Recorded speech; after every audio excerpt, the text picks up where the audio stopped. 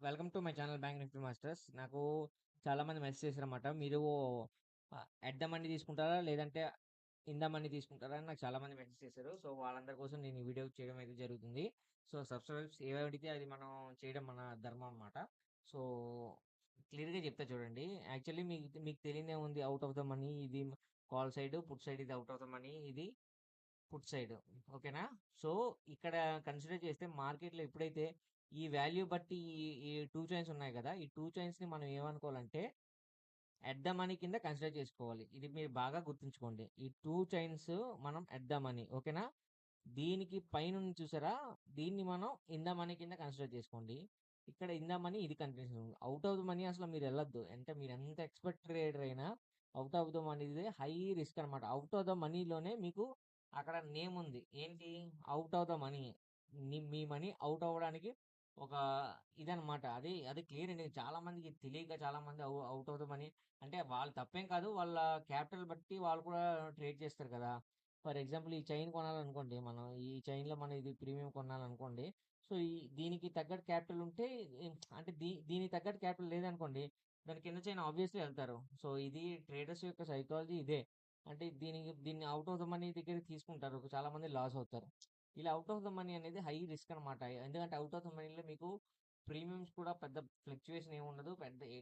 ఎప్పుడో మార్కెట్ బావుంటే ఒక రేర్ సినారియోస్‌లో అనమాట. అది కూడా చాలా రేరు. అంటే ఒక 1 మంత్‌లో మీకు 1 డే అలాగ అవుతదేమో. మిగతా 29 డేస్ కూడా అలా అవ్వదు. ఓకేనా? సో, మాక్సిమం ఇవి అవాయిడ్ చేసేయండి. అసలు out of the money concept అనేది అవాయిడ్ చేసేయండి. మీకు ఒకవేళ మీ దాంట్లో క్యాపిటల్ లేకపోతే సైలెంట్‌గా కూర్చోండి తప్ప, మీ ఆ క్యాపిటల్‌ని కూడా వైప్ చేసేయాలని చూసుకోవద్దు.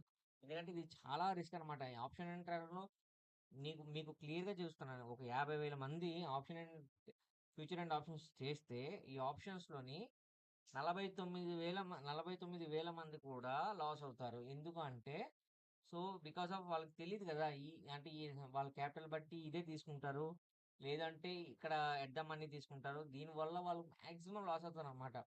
సో, సేఫ్‌గా మీరు ట్రేడింగ్ చేయాలనుకుంటే, ఇన్ ద మనీని ప్రిఫర్ చేసుకోండి. ఇన్ ద మనీ అనేది మీకు చాలా బెస్ట్ సజెషన్ అనమాట నా దగ్గర నుంచి. ఇన్ ద మనీలోనే మీరు కాల్ ఆప్షన్ గాని, పుట్ ఆప్షన్ గాని తీసుకోండి. అండ్ మీరు మార్కెట్ కూడా అంటే డైలీ నేను ఒక 20 పాయింట్స్ క్యాప్చర్ చేసుకుంటాను. 30 పాయింట్స్ క్యాప్చర్ చేసుకుంటాను. డైలీ ఫిక్స్డ్ అని పెట్టుకోవద్దు. ప్రాఫిట్ ఎర్న్ చేసామా, బయటికొచ్చామా అనే ఉండాలి తప్ప, ఈరోజు నేను 5 పాయింట్స్ ఎర్న్ చేసుకొని లేదా 10 పాయింట్స్ ఎర్న్ చేసుకొని market depends upon market behaviour. ఆ మార్కెట్ బిహేవియర్ బట్టి మీరు కూడా నడవండి. అంతే తప్ప మార్కెట్ అంటే మీరు ఫిక్స్ అయిపోయి నేను డైలీ 30 పాయింట్స్ నేను క్యాప్చర్ చేసుకుంటాను. లేదా 20 పాయింట్స్ క్యాప్చర్ చేసుకుంటాను అనే కాన్సెప్ట్ మాత్రం పెట్టుకోవద్దు. అలా ఉన్నా సరే లాస్ అవుతారు. సో, మీరు అలా అది కూడా మీరు ప్లాన్ చేసుకోవద్దు. ఓకేనా? సో, ఇదైతే నా సజెషన్. అంటే నా నా దగ్గర నుంచి మీకు 2 టిప్స్ అయితే నేను చెప్తున్నాను. సో, టిప్ 1 ఏంటి? ఇన్ ద మనీ తీసుకోండి. ఇన్ ద మనీ కూడా ఈ ఈ ఈ ఇది ఎట్ ద మనీ కింద మనం కన్సిడర్ చేసుకోవాలి. ఇన్ ద మనీ అనేది ఇదనమాట. సో, ఇన్ ద మనీలోనే కాల్ ఆప్షన్ గాని, పుట్ ఆప్షన్ గాని ఇన్ ద మనీలో తీసుకోండి. ఓకేనా? టిప్ 2 మీరు మార్కెట్ బిహేవియర్ బట్టే మీరు వెళ్ళండి. అంటే పాయింట్స్ క్యాప్చర్ అనేది. సో, డైలీ మీరు ఫిక్స్డ్ టార్గెట్ అయితే పెట్టుకోవద్దు. ఎందుకంటే ఫిక్స్డ్ టార్గెట్ అనేది ఆ మార్కెట్‌లో, ఆ మొమెంటంలో మీకు ఆ ఫిక్స్డ్ టార్గెట్ అనేది రాకపోవచ్చు. ఫర్ ఎగ్జాంపుల్ మీకు ఎక్స్‌పైరీ డే రోజు గాని, ఎక్స్‌పైరీ డే ముందు రోజు గాని కొన్ని సార్లు వోలటాలిటీ ఉంటది. కొన్ని సార్లు అసలు మార్కెట్‌లో ఫ్లక్చుయేషన్ అనేది ఉండదు. దానివల్ల మీకేం జరుగుతదంటే, మీరు అనుకున్న టార్గెట్ రీచ్ అవ్వలేరన్నమాట. అంటే మీరు 20 పాయింట్స్ ఫిక్స్ పెట్టుకున్నారనుకో, 20 పాయింట్స్ వెళ్ళవు. సో, దీనివల్ల లాస్ అవుతారు. మీ స్టాప్ లాస్ అనేది ఈజీగా ట్రిగ్గర్ అవుద్ది. ఎందుకంటే మార్కెట్ మీరు గుర్తుతెచ్చుకోండి. మార్కెట్‌లో మీరు టార్గెట్ హిట్ అవ్వే కన్నా స్టాప్ లాస్ హిట్ అవ్వడానికి ఎక్కువ ఛాన్సెస్ ఉంటాయన్నమాట. ఈ ఫ్యూచర్ అండ్ ఆప్షన్స్‌లో. ఇది మీరు బాగా గుర్తుంచుకోండి. ఫ్యూచర్ అండ్ ఆప్షన్స్‌లో టార్గెట్ ఎప్పుడైతే మీరు పెట్టుకుంటారో దానికన్నా స్టాప్ లాస్ హిట్ అయ్యే ఛాన్సెసే 90% ఉంటది. టార్గెట్ హిట్ అయ్యే ఛాన్సెస్ 10% ఉంటది. ఇది మీరు బాగా గుర్తుంచుకొని ట్రేడింగ్ చేసుకోండి. ఓకేనా?